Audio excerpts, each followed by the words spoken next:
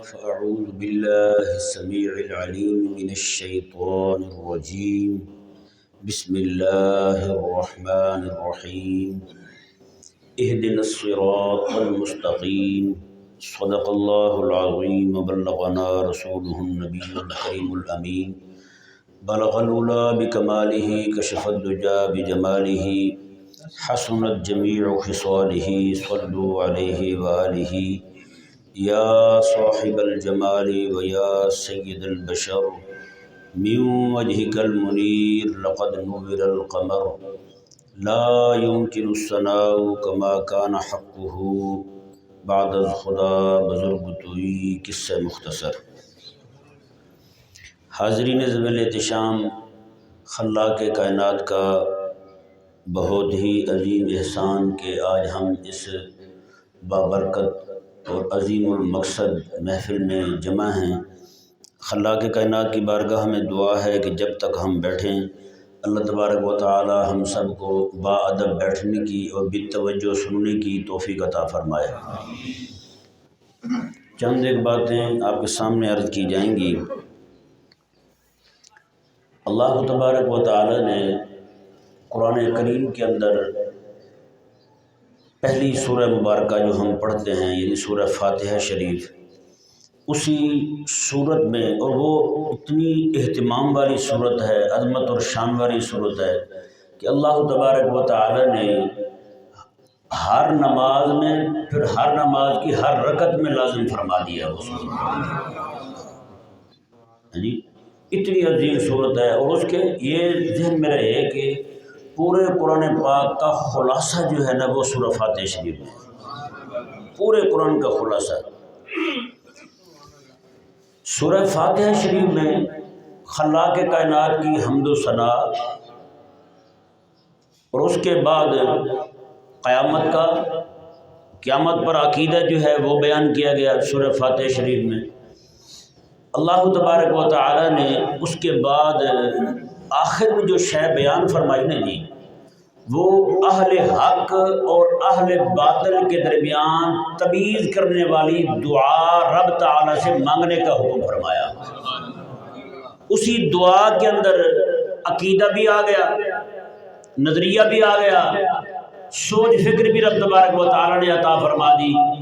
اللہ تبارک و تعالی نے فرمایا کہ میرے بندو نماز میں کھڑے ہو کر مجھ سے یہ دعا مانگو، اہدنا الصراط المستقیم، مولا ہمیں سیدھے راہ پر چلا، سیدھے راہ پر چلا. اب سیدھا راستہ کون سا ہے یہ بھی بتا دیا. صراط الذین انعمت علیہم، مولا سیدھا راستہ ان کا جن پر تیرا انعام ہوا ہے. جی وہ انبیاء کرام علیہ السلام ہیں، وہ حضرت ابوبکر صدیق ہیں، جی وہ حضرت عمر رضی اللہ تعالیٰ عنہ ہیں، وہ مولا علی رضی اللہ تعالیٰ عنہ ہیں، وہ حضرت عثمان غنی رضی اللہ تعالیٰ عنہ ہیں. جی صراط الذین انعمت علیہم، پھر انعام ہوا جن پر، ان کے راہ پر چلا. انعام کن کے راہ پر ہوا؟ جناب ابو حنیفہ جس راہ پہ چل رہے ہیں وہ راستہ انعام والے لوگوں کا ہے. جی جس راستے پہ جناب مجدد فسانی چلے ہیں وہ راستہ انعام والا راستہ ہے.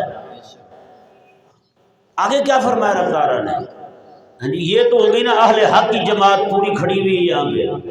آگے فرمایا رب تبارک و تعالیٰ نے پھر یہ بھی دعا مانگنی ہے، مولا غیر المغضوب علیہم ولا الضالین، ان کے راہ پر نہ چلانا جن پر تیرا غضب ہوا ہے، یا جو لوگ راستہ چھوڑ گئے ہیں، جو لوگ راہ حق کو چھوڑ گئے ہیں، گمراہ ہو گئے ہیں، ان کے راہ سے بچانا.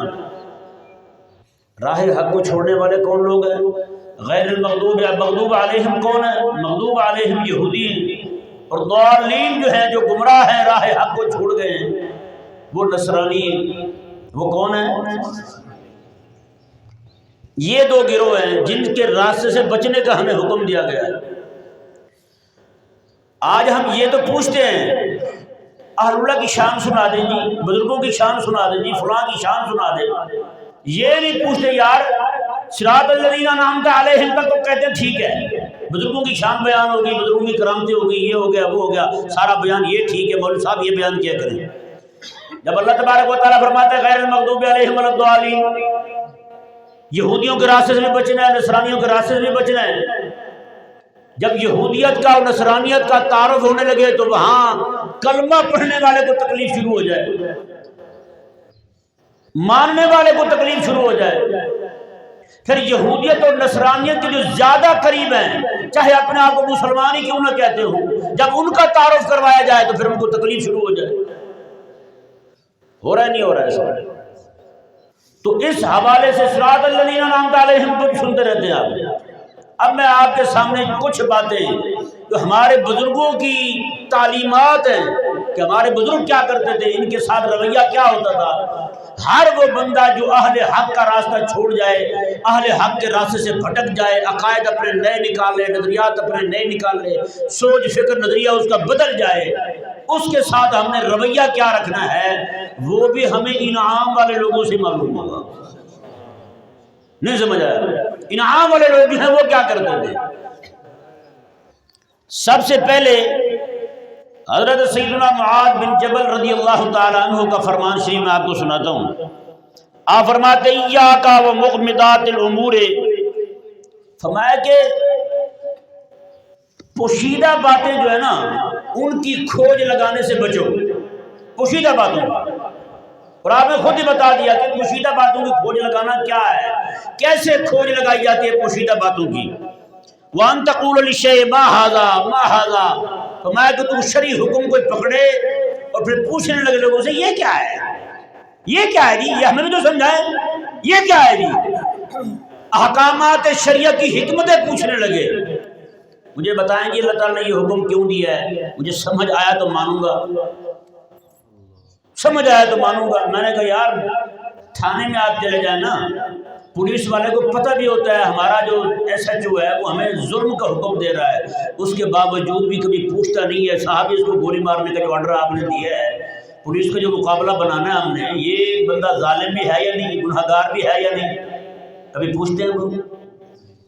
بولو آرڈر کے پابند ہے بھائی، وہ کہتا ہے وہاں صرف یس چلتا ہے، نو تو چلتا ہی کوئی نہیں، نو وہاں پہ نہ نو چلتا ہے نہ وائی چلتا ہے، نو آ جائے وائی آ جائے تو نوکری ختم۔ میں نے کہا یہی معاملہ رب اس سے یہ تو کچھ بھی نہیں ہے نا، خلاق کے کائنات کی بارگاہ جو ہے وہاں وہ کھڑا ہو کے بندہ یہ پوچھے کہ رب تعالیٰ نے یہ حکم کیوں دیا ہے، رب نے یہ حکم کیوں دیا ہے، یہ پوچھنے لگے تو بتائیں ایمان کہاں رہے گا اس کا؟ ہمارے بزرگوں نے لکھا ہے، فرماتے ہیں کوئی بندہ آئے نا آگے کہے جی ہمیں اس بات کی حکمت بتائیں اللہ تعالیٰ نے یہ حکم کیوں دیا ہے نماز کا، حکمت بتائیں گے تو نماز پڑھوں گا میں۔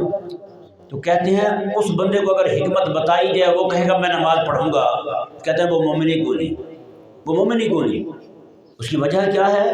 فرماتے ہیں اس بندے پر لازم تھا حکمت سمجھ آئے نہ آئے رب تعالیٰ کے حکم پر عمل کرنا، اس نے رب کا حکم نہیں مانا، اس نے حکمت مانی ہے۔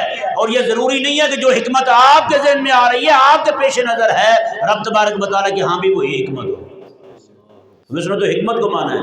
جیسے مثال کے طور پر آج حکیم بیٹھے ہوئے ہیں یا ڈاکٹر بیٹھے ہوئے ہیں، وہ ان کے پاس تو بندہ جا کے پوچھے جناب میں نماز پڑھنے کا کیا فائدہ ہے، وہ کہے جی دیکھو بات سنو، عشاء کی رکھتے 17 اس لیے ہیں کیونکہ رات کو روٹی کھائی ہوتی ہے مغرب کے بعد، تو 17 رکھتے اللہ تعالیٰ نے اس لیے لازم کی تاکہ بار بار اوپر نیچے آئے گا تو اس کی روٹی ہضم ہو جائے گی، رات کو سونے میں آسانی رہے گی، میرے پہ بوجھ نہیں پڑے گا۔ یار میرے کو اس بات نے کلک کیا ہے، بات ماننے والی ہے، اسی طرح ہونا چاہیے۔ 17 رکھتے شروع کر دی، پہلے کم پڑتا تھا تو بتائیں اس نے رب تبارک و تعالیٰ کے حکم پہ عمل کیا یا ڈاکٹر کی حکمت پہ عمل کیا؟ اس نے رب تعالیٰ کے حکم پہ تو عمل نہیں کیا اس نے۔ سمجھ آ رہا ہے نہیں سمجھ آ رہا؟ لوگوں نے تو اپنے طور پہ بتانی ہے نا، کسی کو کیا سمجھ آیا یہ ضروری نہیں ہے کہ وہ شارع علیہ السلام میرے آقا علیہ السلام کے پیش نظر بھی وہی ہو، اللہ تبارک و تعالیٰ کی بارگاہ میں بھی وہی حکمت ہی پیش نظر ہو۔ لیکن آج ہمارے لوگوں کا مزاج جو بن چکا ہے جی، لبرل ہو گئے، سیکولر ہو گئے، طبیعت دیکھ کے حکم ماننے والے، جی روزہ رکھ آپ تو روزہ کبھی نہیں رکھتے تھے، آپ شروع کر دیا، مجھے ڈاکٹر نے کہا ہے آپ تھوڑا ڈائٹ کرو تو میں نے کہا روزہ رکھ لیتا۔ رمضان آیا، رب تعالیٰ کا حکم آیا، قرآن آ گیا، حبیب کریم علیہ السلام کا عمل سامنے آ گیا، روزہ شروع نہیں ہوا، ڈاکٹر نے کہا ڈائٹ کر لو تو روزہ شروع ہو گیا۔ بتائیں یہ والا مزاج جو ہے نا، یہ مزاج ختم کریں گے تو ایمان کامل ہوگا، میں صحیح کہہ رہا ہوں۔ یہ والا مزاج بندہ مومن کا نہیں ہو سکتا۔ بندہ مومن جو ہے نا وہ حکمتیں نہیں پوچھتا، قربان جائے میرے آقا صلی اللہ علیہ وسلم تشریف فرما ہے، مجمع لگا ہوا ہے، ایک بچہ چھوٹا سا مجمع میں بولتا ہے، کہنے لگا یا رسول اللہ مجھے آپ کے ساتھ بڑی محبت ہے، بڑی محبت ہے مجھے آپ کے ساتھ۔ میرے آقا علیہ السلام میں اگر محبت ہے نا تو پھر جا اپنے والد کی گردن اتار کیا، اپنے والد کی گردن اتار کیا۔ وہ بچہ جناب اٹھا اور دوڑ لگا دی اس نے، میرے آقا علیہ السلام کہاں جا رہے ہو؟ کہنے لگا ابا کو قتل کرنے جا رہا ہوں۔ میرے آقا علیہ السلام کیوں؟ آپ کا حکم ہوا ہے، آپ کا حکم ہوگا۔ میرے آقا علیہ السلام ٹھہر جاتے رہے، امتحان لے رہے تھے، بیٹھ جائے ادھر، اندازہ لگائیں جی۔ تو غلام جو ہے نا وہ حکمت نہیں پوچھتا، غلام جو مومن بندہ حکمت نہیں پوچھتا، وہ بغیر حکمت پوچھے رب تبارک و تعالیٰ کے حکم کا بھی غلام ہوتا ہے اور امام الانبیاء علیہ السلام کے حکم کا بھی غلام ہوتا ہے۔ جو حکمتیں پوچھ پوچھ کے پاؤں اٹھائے، حکمتیں پوچھ پوچھ کے نمازیں پڑھے، حکمتیں پوچھ پوچھ کے روزے رکھے، ایمان نہیں ہے اس کے پاس۔ میں صحیح کہہ رہا ہوں، اس نے پھر ہماری عقل کو مانا ہے، ہماری فہم کو مانا ہے، اس نے رب رسول کے حکم کو نہیں مانا، ایک دن بھی نہیں مانا اس نے۔ سمجھ رہے نہیں سمجھ رہے؟ اس سے ان لوگوں کو بھی عبرت پکڑنی چاہیے جو سائنسی ہیں جی، سائنسدان جو کہہ دیں نا جی وہ جی فلاں انگریز نے تحقیق کی ہے، واہ واہ، میں نے تو اس دن سے شروع کر دیا بھائی صاحب، میں نے تو انگریز کی تحقیق آ گئی کہ گردن کا بھی مسا، اور آپ اوپر سے ہمارے مولوی احساس کمپنی کے شکار ہیں۔ میں نے کہا اے خدا تمہیں ہدایت دے، جب رب تبارک و تعالیٰ کے پاک پیغمبر امام الانبیاء علیہ السلام جو اعقل الناس ہیں، پوری دنیا سے بڑی عقل والے آقا علیہ السلام ہیں، انہوں نے کر دیا عمل تو بس سب کچھ ختم ہو گیا۔ ہاں جی، تجھے آقا علیہ السلام کی حدیث بھی سمجھ نہیں آئی، رب کا حکم بھی سمجھ نہیں آیا، کوئی انگریز نے کیا تو تو نے جناب عمل کرنا شروع کر دیا۔ وہ انگریز کہتا ہے کہ گردن کا مسا کریں تو بندہ جو ہے نا وہ اس کو ہارٹ کا مریض نہیں ہوتا، فلانا مریض نہیں ہوتا، فلانا مریض نہیں ہوتا۔ تم نے تو پھر انگریز کو مانا ہے، تم نے تو پھر سائنس کو مانا ہے، محمد عربی صلی اللہ علیہ وسلم کو تو نہیں مانا تم نے۔ تیرے دل میں تو ایمان ایک دن میں داخل نہیں ہوا، نہیں سمجھ پا رہے مسئلے، سمجھ رہے ہیں؟ تو اس طرح کی باتیں جو ہے نا یہ ایمان کو لے بیٹھتی ہیں، میں واللہ کہہ رہا ہوں۔ اور اوپر سے ظلم کیا ہوا ہے ہمارے ساتھ، اس وقت چونکہ نیٹ کا زمانہ ہے، ہر بندہ جو ہے وہ آسانی چاہتا ہے۔ عالم کے پاس بیٹھنے کے لیے اس کے پاس وقت نہیں ہے، دوڑیں گے ایسے جیسے اندر فائرنگ ہو رہی ہو، گولیاں چل رہی ہوں، کہیں یہ نہ ہو کہ حضرت صاحب بھی حلال موت مارے جائیں، مسجد میں مارے جائیں، برادری میں خاندان میں کیا منہ دکھائیں گے بچے، آپ کا ابا جو ہے مسجد میں مارا گیا، اللہ مسجد میں مارا گیا آپ کا، بہت ہے نا یہ تو افسوس والی بات، بہت بری موت مارے گئے آپ کے ابا کے۔ عالم کے پاس بیٹھنے کی وقت نہیں ہے ہمارے پاس، جس کو بھی دیکھو موبائل پکڑا ہوا ہے یوٹیوب پہ دیکھ رہا ہے، گھر کے اندر دادا بھی، باپ بھی، بیٹا بھی، ساری گھر کی خواتین یوٹیوب پہ لگے ہوئے ہیں، ٹک ٹاک پہ لگے ہوئے ہیں، انسٹا پہ لگے ہوئے ہیں، واٹس ایپ پہ لگے ہوئے ہیں، سارے وہی مصروف ہیں، پاس بیٹھے ہوئے ایک دوسرے کا حال پوچھنے کا وقت ہی کوئی نہیں کسی کے پاس۔ اور اوپر سے وہ جو آ رہے ہیں وہاں پہ، اور اسی طرح رمضان پروگرام جو چل رہے ہیں آج کل ٹی وی پہ، یہ رات کی بات ہے، ابھی سویرے سویرے مجھے ایک دوست کا فون آ گیا، کہنے لگے یہ کوئی خاتون ہے، وہ جناب خود اس نے طلاق لی ہوئی ہے، ٹی وی میں بیٹھ کے 4 شادیاں جس کی قرآن نے اجازت دی ہے اس پہ اعتراضات کر رہی تھی، اس کو ظلم اور زیادتی کہہ رہی تھی۔ بتائیں ہمارے لوگوں کو جناب قرآن حدیث بیان کیجئے سمجھ نہیں آئے گا، عالم بیان کرے سمجھ نہیں آئے گا، ٹی وی میں بیٹھ کے وہ جو ان کی من پسند اداکارائیں ہیں جن کو پورا سال دیکھتے رہتے ہیں، جب وہ کوئی فقہی مسئلہ بیان کر دیں تو ان کا جناب روما کھل اٹھتا ہے، وہ سبحان اللہ کیا بات ہے، ایمان کی کوئی شے ہے یا نہیں۔ ابھی پچھلے دنوں میں نے ایک جگہ یہیں آپ کے قریب درس دیا تو وہاں میں نے یہ مسئلہ بیان کر دیا کہ روزہ رکھنا آسان ہے، اس کو بچانا مشکل ہے۔ اگر آپ نے روزہ رکھا ہوا ہے تو شام کے وقت جب قبولیت کا وقت آتا ہے اس وقت آپ فلمیں بنانے والے، ڈرامے بنانے والے لوگوں کے سامنے بیٹھ جائیں گے، ٹی وی میں بیٹھے ہوں گے تو پھر کیا بنے گا آپ کے روزے کا؟ وہاں ایک حاجی صاحب بیٹھے ہوئے تھے، گرم نہیں ہو گئے، وہ تو گلے پڑ گئے، کہنے لگے آپ کو کیا پتا کہ اس کے اندر کتنا اخلاص ہو؟ میں نے کہا آپ کے امام صاحب جو ہیں، کہتے ہیں وہ تو مصلی پہ جھوٹ بولتے ہیں۔ میں نے کہا جو سارا سال جھوٹ بول کے فلمیں بنائے، ڈرامے بنائے ہیں، وہ آپ کے نزدیک اس کے اخلاص کا پیمانہ اتنا اونچا ہو گیا کہ آسمان کی چھت کو جا کے لگا ہے، اور آپ کا امام جو ہے جو 60 سال آپ کو نمازیں پڑھاتا رہے وہ مصلی پہ جھوٹ بولنے والا ہے؟ اندازہ لگائیں گا۔ یہی تو انہوں نے نارمل کیا لوگوں کو، اپنے دین کا، اپنے دین کے حاملین کا ان کا دشمن بنا دیا ہے، ان سے بغاوت کرنے والا بنا دیا ہے، اور جناب جو سارا سال فلمیں بنائیں، ڈرامے بنائیں، ان کے اخلاص کے پیمانے اتنے اونچے چھلک رہے ہیں، اللہ اکبر، ابل ابل کے آسمان کی چھت کو لگ رہے ہیں۔ یہی تو کافر چاہتا تھا کہ ان کے دلوں میں انہی کی محبت آئے۔ آج مساجد میں، جلسوں میں، جلسوں میں جا کر کے کون بیانات کر رہے ہیں؟ جو فلمیں ڈرامے بنانے والے، فلمیں ڈرامے بنانے والے۔ ایک نعوذ باللہ من ذالک فلمیں بنانے والا بندہ ہے، اس کا اشتہار میں نے دیکھا، اس کے لکھا ہوتا سرمایہ اہل سنت۔ میں نے کہا اگر یہ اہل سنت کا سرمایہ ہے تو اس کو آگ لگا دینی چاہیے، اس کو بھی جو اس کو سرمایہ کہہ رہے ہیں ان کو بھی۔ میں نے کہا جب سرمایہ اہل سنت یہ بنیں گے، مجدد الفسانی سرمایہ اہل سنت نہیں ہوگا، احمد رضا سرمایہ اہل سنت نہیں ہوگا، پیر میرا علی شاہ سرمایہ اہل سنت نہیں ہوگا، تو میں نے کہا اس وقت جو ان کو سرمایہ اہل سنت کہنے والے ہیں، پھر ہاتھ جو وہی سب کے دیکھنے والا ہوگا۔ آج بڑی بڑی محافل نعت ہوتی ہیں، ان میں نقیب محفل کس کو بلایا جاتا ہے؟ جو ٹی وی پہ بیٹھے ہوئے جناب وہ بدماشیاں کرنے والے، سارا سال وہ بدتمیزیاں کرتے ہیں، اسلام کے احکامات پہ اعتراضات کرتے ہیں۔ آپ کو نہیں پتہ قسم خدا کی اس وقت جو چال چلی جا رہی ہے آپ کے عقائد کے خلاف، نہیں سمجھ پا رہے آپ۔ بتائیں نا، ٹی وی میں بیٹھی ہوئی جناب ایک خاتون بیٹھی ہوگی، فلموں میں کام کرنے والی، ڈراموں میں کام کرنے والی، 3 مولوی بیٹھے ہوں گے، ایک مسلک کا، دوسرا دوسرے کا، تیسرا تیسرے کا، ان کو آپس میں الجھا کس بات پہ رہے ہیں؟ ہاتھ کہاں رکھنا ہے۔ مولوی دلائل پہ دلائل دیے جا رہے ہیں، وہ بھی پہلے دلائل دو، مائی کو کہو مائی تیرے پہ برقع پہننا فرض ہے، گھر میں بیٹھنا فرض ہے، تو کہاں آ گئی ہے؟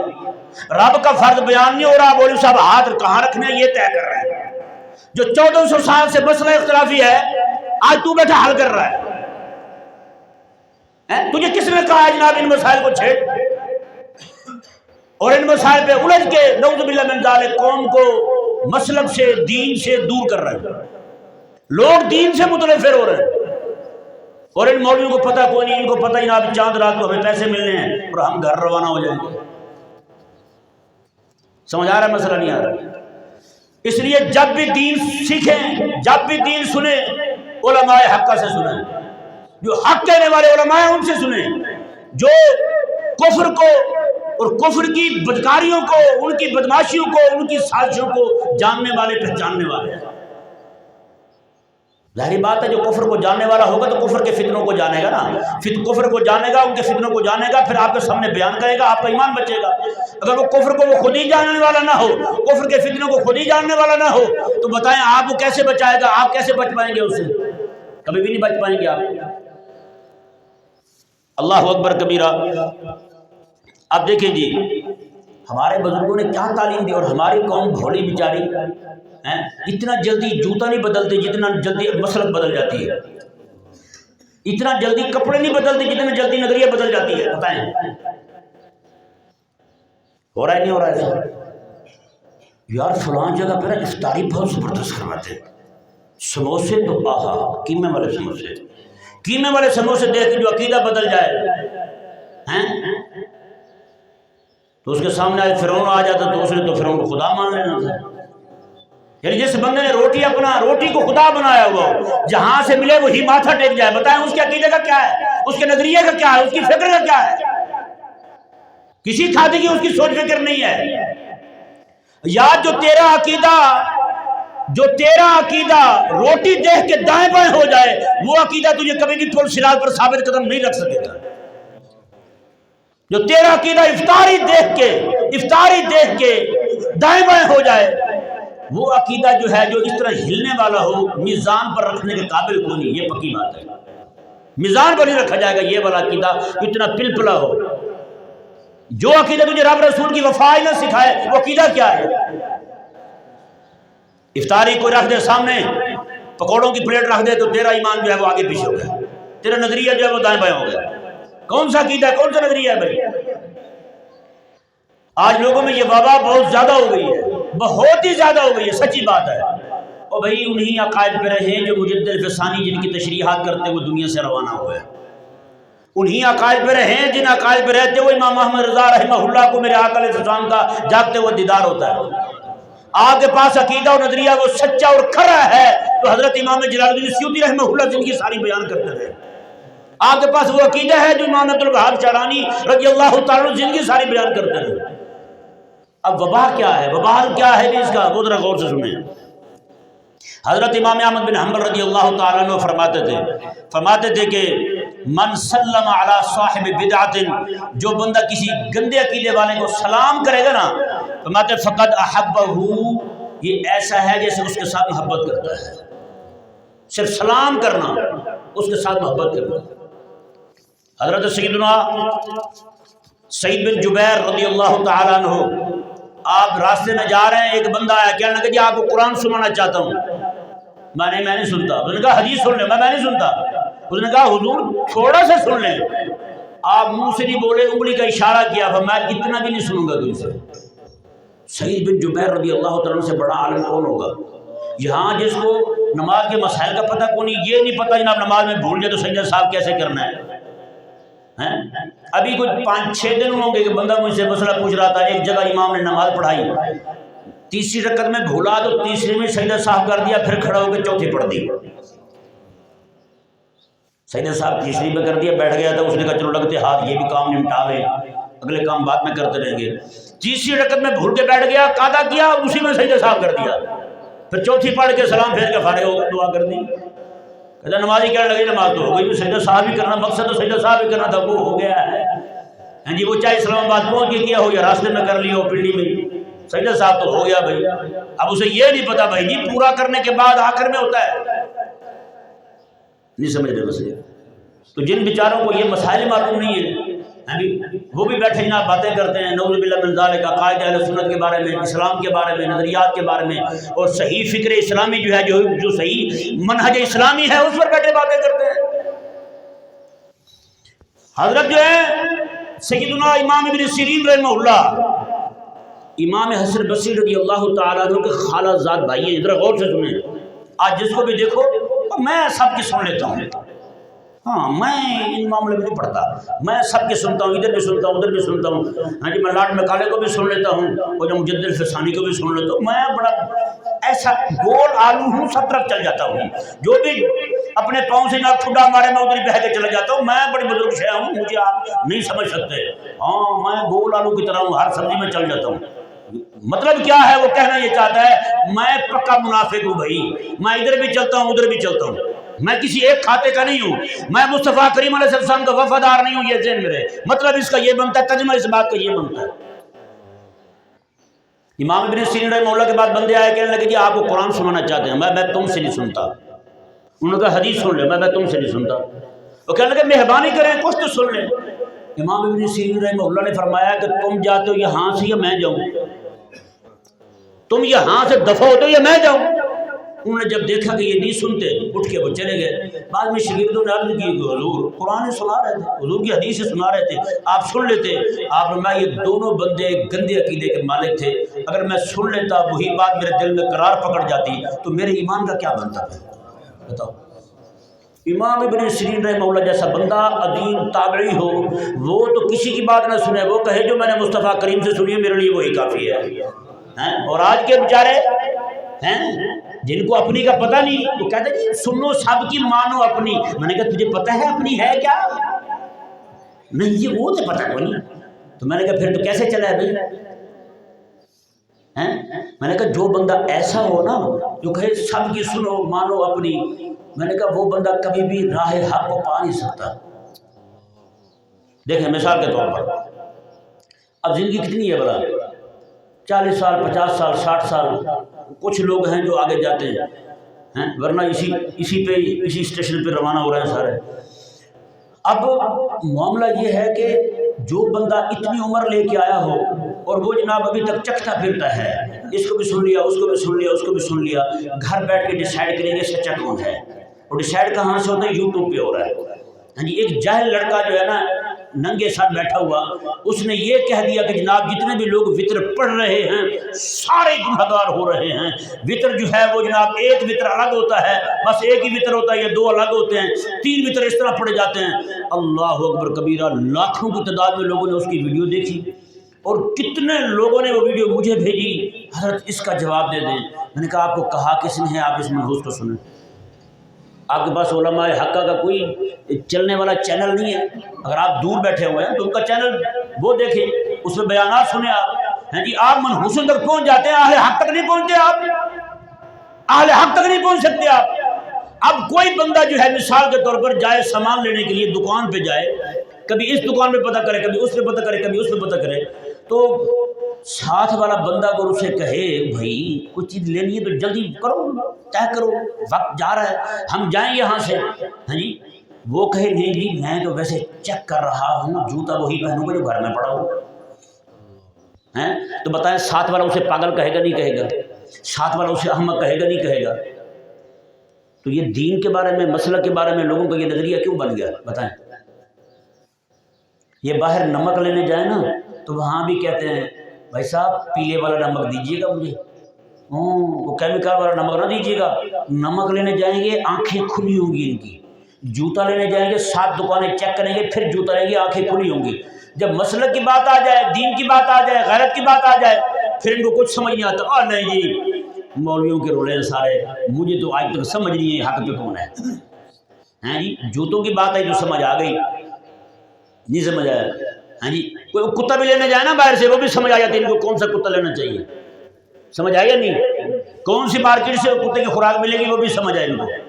اور جہاں پہ رب رسول کے نور کی بات آ جائے، ان کی تعلیمات لینے کی بات آ جائے، وہاں اندھے ہو جاتے ہیں۔ تو مطلب یہ ہے کہ اللہ تبارک و تعالیٰ نے ان کو کسی گناہ کی سزا دی ہے، یہ نور بصیرت سے محروم کر دیے گئے ہیں، نور بصیرت سے محروم کر دیے گئے۔ چند ایک باتیں آپ کے سامنے مزید عرض کرتا ہوں۔ حضرت فضیل بن عیاض رحمہ اللہ ارشاد فرماتے ہیں وَإِذَا رَأَيْتَ مُبْتَدِعًا فِي طَرِيقٍ فَخُذْ طَرِيقًا آخَرَ۔ یہ بات پتہ ہے کس نے نقل کی ہے؟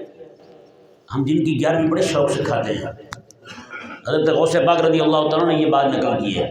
ہمیں غوث پاک کے لیے 11ویں پسند ہے، ان کی غیرت ایمانی آج تک ہم نے سنی کو نہیں۔ آپ رضی اللہ تعالیٰ نقل فرماتے ہیں، حضرت فضیل بن عیاض رضی اللہ تعالیٰ نے فرمایا میں جس راستے پہ تو جا رہا ہے تو دیکھے وہاں کوئی بد عقیدہ جا رہا ہے، اس راستے پہ آ رہا ہے سامنے سے، آپ فرماتے ہیں وہیں سے گلی مڑ جاتا ہوں، جس راستے میں وہ آ رہا ہے اس راستے پہ کبھی اکٹھے ہی نہ ہونا۔ کہاں وہ غیرت ایمانی تھی، کہاں آج ہم گئے؟ بتائیں۔ اللہ اکبر کبیرہ۔ حضرت سیدنا فضیل بن عیاض رضی اللہ تعالیٰ عنہ کا فرمان شریف ہے، آپ فرماتے ہیں میں نے حضرت سیدنا سفیان بن عیینہ رضی اللہ تعالیٰ عنہ بہت عظیم تابعی ہیں، آپ رضی اللہ تعالیٰ عنہ سے سنا، آپ فرماتے ہیں من تبع جنازۃ مبتدع لم یزل فی سخط اللہ تعالی حتی یرجع۔ فرماتے ہیں جو بندہ کسی بد عقیدہ بندے کے، جس کا نظریہ خراب ہو، جو رسول اللہ علیہ السلام کی دی ہوئی تعلیم کے اوپر کسی اور کی تعلیم کو سمجھنے والا ہو، رسول اللہ علیہ السلام کے دیے ہوئے نظام خلافت کے اوپر کسی اور کے نظام سیاست کو سمجھنے والا ہو، آقا علیہ السلام کے دیے ہوئے عقائد و نظریات کے اوپر کسی اور کے عقیدے و نظریے کو مجھے سمجھنے والا ہو، تو آپ فرماتے ہیں ایسا بندہ مر جائے، جو بندہ اس کے جنازے میں جائے گا جب تک گھر واپس نہیں آ جاتا رب تبارک و تعالیٰ کی لعنت اس پہ پڑتی رہے گی۔ دوست تھا جی اس لیے چلے گئے تھے ہم، اکٹھے کاروبار کرتے نا، آپ کو پتہ اٹھنا بیٹھنا اکٹھے ہوتا ہے، لہذا ہم جنازہ پڑھ رہے تو اس سے کیا ہوتا ہے؟ ذرا پوچھنا علماء سے جا کے، ایسے بد عقیدہ لوگ جو ہیں ان کا جو حضرت ابوبکر صدیق پر تان کریں، حضرت عمر پر تان کریں، آقا علیہ السلام کے ازواج مطہرات پر تان کریں، ان کے عقیدے کے بارے میں، ان کے جنازے کے بارے میں کیا حکم شرعی ہے؟ جو جنازہ پڑھا ہے حلال سمجھ کے، اس کے اپنے عقیدے کا کیا بنتا ہے، اس کے اپنے ایمان کا کیا بنتا ہے؟ اللہ اکبر کبیرہ۔ حضرت سیدنا صلی اللہ علیہ وسلم حضرت غوث پاک رضی اللہ تعالیٰ عنہ آپ ارشاد فرماتے ہیں، اللہ اکبر، آپ فرماتے ہیں کہ جتنے بھی ایسے لوگ ہیں جو عقیدے میں اور نظریے میں فرق رکھنے والے ہیں اہل اسلام سے، ان سے بچنا، ان سے سلام کلام اکٹھے کھانا کھانا، ان سب معاملات میں بچنا بندہ مومن پر فرض ہے، بندہ مومن پر فرض ہے جی۔ لیکن ہم نے تو کچھ اور ہی فرض کر رکھا ہے۔ سچی بات ہے، جتنا ہمارے ہاں 11ویں عام ہے نا، اتنا کبھی غوث پاک رضی اللہ عنہ کے عقائد عام ہوتے ہم میں، آپ کے نظریات کا پرچار کیا جاتا، اتنا جتنا 11ویں پہ زور لگایا ہم نے، تو آج ہمارے لوگوں میں یہ گمراہی کبھی نہ آتی۔ ہمارے لوگ جو عقیدے کو چھوڑ رہے ہیں، نظریے کو چھوڑ رہے ہیں، فکر کو چھوڑ رہے ہیں، یہ کبھی بھی نہ آتا اگر ہم غوث پاک رضی اللہ تعالیٰ عنہ کے عقائد کو بیان کرتے ہیں۔ اللہ اکبر کبیرہ۔ حضرت سیدنا مولانا روم رحمہ اللہ ارشاد فرماتے ہیں دشمن راہ خدارا خوردار، فرماتے ہیں کہ جو بندہ بد دین ہو، بد مذہب ہو، بد عقیدہ ہو، فرماتے ہیں اس کو ذلیل جانور سے بھی بدتر جانو۔ فرماتے ہیں ایسا بندہ جو ہے نا یہ ممبر پر بیٹھنے کے لائق نہیں ہے، بد عقیدہ شخص جو ہے یہ سولی پر لٹکانے کے قابل ہے۔ یہ کون کہہ رہے ہیں؟ یہ حضرت مجدد فسانی رضی اللہ تعالیٰ عنہ فرما رہے ہیں۔ اور ہمارے نظریات کیا ہیں جی؟ ہمارا عقیدہ کیا ہے جی؟ اس وقت سب سے زیادہ ضروری جو چیز ہے نا وہ یہ ہے کہ ہم اپنے آپ کو، نوجوان طبقہ جو ہے خاص طور پر یہ جناب یوٹیوب پہ بیٹھا ہوا ہے، ہاں جی فیس بک پہ بیٹھا ہوا ہے، وہیں سے جناب سیکھ رہا ہے، وہیں سے سارا کچھ لے رہا ہے، وہیں سے زیادہ خرابی آ رہی ہے، ہاں جی۔ اور اگر کہیں پہ جناب کوئی مسجد بن جائے کہ دوسرے عقیدے والوں کے نظریے والوں کی، تو وہ ایک دیگ پکا دیں تو ہمارے لوگوں کی تو چاندی لگ جاتی ہے، بھاگ کے جا رہے ہوتے ہیں۔ تو بھائی واللہ کہہ رہا ہوں جتنا قیمتی بندہ مومن کا عقیدہ ہے، جتنا قیمتی اس بندہ مومن کا ایمان ہے، اتنی قیمتی کوئی شے نہیں ہے دنیا میں، نہیں سمجھے؟ اور جتنے آج ہم بے پرواہ عقیدے کے بارے میں ہوئے، جتنے آج ہم بے پرواہ نظریے کے بارے میں ہوئے، اتنا کسی شے کے بارے میں نہیں ہوئے۔ میرے کریم آقا ایک امام ہے، بہت بڑے محدث ہیں شام کے، ان سے پوچھا گیا کہ حضرت یہ ارشاد فرمائیں جو آقا علیہ السلام کا فرمان شریف ہے کہ قیامت کے قریب حق پر قائم رہنا ایسے مشکل ہو جائے گا جیسے ہاتھ میں انگارے اٹھانا، جیسے ہاتھ میں انگارے اٹھانا مشکل ہے، اسی طرح حق پر قائم رہنا مشکل ہو جائے گا۔ آپ نے فرمایا خدا کے بندے یہ والا زمانہ گزر چکا ہے، یہ والا زمانہ گزر چکا ہے۔ انہوں نے کہا حضور پھر اب کون سا زمانہ آ گیا ہے؟ تو میں اب زمانہ آ گیا ہے جو کریم آقا علیہ السلام کی حدیث شریف ہے، المستدرک للحاکم میں ہے۔ میرے آقا علیہ السلام نے فرمایا کہ بندہ جو ہے نا وہ سویرے اٹھے گا یصبح مومنا ویمسی کافرا، سویرے مومن ہوگا شام کو کافر ہوگا سوئے گا، اور کہا کہ ویمسی مومنا ویصبح کافرا، شام کو سوئے گا مومن ہوگا، سویرے اٹھے گا کافر ہوگا۔ بتائیں آج وہی حال ہو رہا ہے نہیں ہو رہا؟ ہاں جی ٹی وی پہ ایک کوئی بیان دے دے، کوئی بات کر دے، سارے لوگ ماننے لگ جاتے ہیں۔ جیسے آپ دیکھیں فتاوی شامی میں امام بدر الدین عینی امام شامی رحمہ اللہ نے یہ بات نقل کی ہے۔ آپ فرماتے ہیں کوئی بندہ ایسا ہو جس کے پاس 3 بیویاں ہوں، کتنی؟ 3 بیویاں ہوں، اور 100 یا 1000 لونڈی ہو، تو اگر وہ چاہے کہ میں ایک چوتھی شادی بھی کر لوں، چوتھی شادی کر لوں، تو کہتے ہیں کوئی بندہ اسے یہ کہے کہ وہ یہ کیا کر رہا ہے تم ہیں؟ اس سوچ کے ساتھ، اس فکر کے ساتھ کہ وہ جناب چوتھی شادی جو ہے نا اس کو ناجائز سمجھتا ہے، یہ اس طرح کی بات کرتا ہے، فرماتے ہیں وہ بندہ مومن نہیں رہے گا۔ جس بات کی اجازت خدا رسول نے دی ہے 4 نکاحوں کی، تو کون ہوتا ہے اعتراض کرنے والا بھائی؟ اب بتائیں، اب جس خاتون نے بیٹھ کر ٹی وی پر 4 نکاحوں پر اعتراض کیا ہے، 4 نکاحوں پر اعتراض کیا ہے، یہ ہم نے دیکھیں شریعت نے اجازت دی ہے، اجازت دی ہے جو انصاف کی شرط کے ساتھ، جو بندہ انصاف کر سکتا ہے وہ کرے، جو انصاف نہیں کر سکتا، جو ایک کے ساتھ نکاح کرے تو اس کو لڑے پڑے ہوئے ہیں، نہ روٹی پوری کر سکتا ہے، نہ انصاف کر سکتا ہے، نہ کوئی اور معاملہ ہے اس کے ساتھ، ایک کے ساتھ ہی جناب کو اس طرح کا معاملہ نہیں کر سکتا، وہ پھر ایک پہ اکتفا کرے، ایک پہ ہی اتفاق کرے گا۔ عدل انصاف والی شرط جو ہے اگر وہ پوری کر سکتا ہے تو پھر وہ کرے، اس کو اجازت ہے۔ لیکن یہاں یہ بات ذہن میں رہے، اب جس خاتون نے یہ بات کی ہے ٹی وی پہ بیٹھ کے، اب بتائیں لاکھوں خواتین، لاکھوں مرد جو ہیں اس عورت کے حق میں بولیں گے نہیں بولیں گے؟ اس نے اعتراض کیا ایک حکم شرعی پر، رب تبارک و تعالی کی طرف سے ملنے والی اجازت پر اس نے اعتراض کیا۔ اب جو بندہ اس کے اعتراض کو ٹھیک کہتا جائے گا، سب کے ایمان کا حال وہی ہوتا جائے گا جو اس کا ہوا ہے۔ سچی میں کہہ رہا ہوں، پہلے کبھی بھی ایسا نہیں ہوا کہ لاکھوں لاکھ لوگ جو ہیں وہ اس طرح اسلام سے پھر جائیں جتنا آج یہ ٹی وی کے دور میں ہو رہا ہے۔ ایک بندہ وہاں بات کرتا ہے، صحابہ کے خلاف بات کرتا ہے، لاکھوں لوگ پاکستان کے پوری دنیا کے اسے ٹھیک کہنا شروع کر دیتے ہیں۔ جیسے ایمان اس کا رخصت ہو جاتا ہے ویسے ایمان ان کا بھی رخصت ہو جاتا ہے۔